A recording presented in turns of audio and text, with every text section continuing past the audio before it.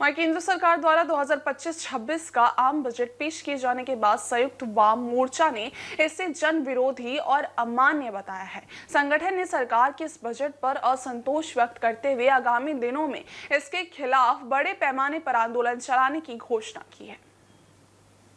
किसानों, मजदूरों और मध्यम वर्ग के हितों के खिलाफ है, इसीलिए हम लोग इसका विरोध करते हैं। संयुक्त वाम मोर्चा ने इस मुद्दे पर जमशेदपुर में एक प्रेस वार्ता का आयोजन किया, जिसमें उन्होंने बजट को जनता को गुमराह करने वाला करार दिया।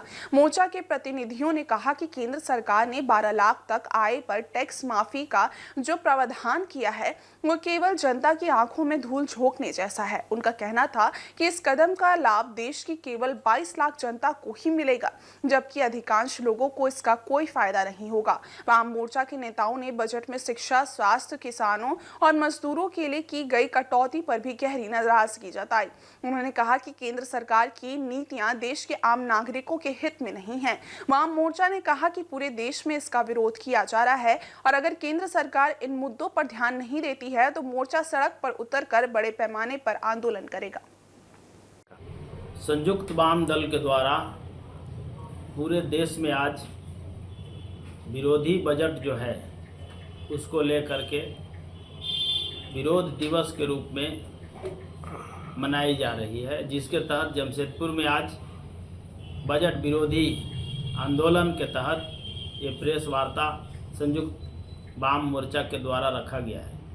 हमारे वरीय साथी आर.एस. राय जी उपस्थित हैं, हीरा कन्ने जी हैं, सीपीएम के साथी के.पी. सिंह जी हैं, जे.के. मजुमदार जी हैं और आज इस प्रेस वार्ता के माध्यम से जनमानस के लिए जो बजट होना चाहिए ये सरकार के द्वारा नहीं है, ये सिर्फ और सिर्फ पूंजीपतियों को राहत दिया गया है। इसलिए हम लोग कहेंगे कि जनता अपने अधिकारों के लिए आगे आए और ऐसे सरकार पर विचार करे। किस तरह से ये सरकार के द्वारा जो है लोगों को छल किया? देखिए, सबसे बड़ी चीज़ है कि जो 12 लाख का घोषणा किया गया है कि मध्यम वर्ग के लिए 12 लाख तक कोई टैक्स नहीं है, 12 लाख तक के छूट दिया गया है और इधर ठेका मजदूरों का मजदूरी 10,000 रुपया है। एक साल में वो 12 लाख कमाते ही नहीं हैं और ऐसे ठेका मजदूर कम से कम देश में लाखों की संख्या में है जिसको कोई राहत नहीं है। आप शिक्षा में चले जाइए, उसमें भी बजट में कटौती है, मनरेगा में बजट में कटौती है, महंगाई पर कोई चर्चा नहीं है। ये तमाम चीज़ें जो जनता के हितों की रक्षा के लिए है उस पर बजट का कोई लेना देना नहीं।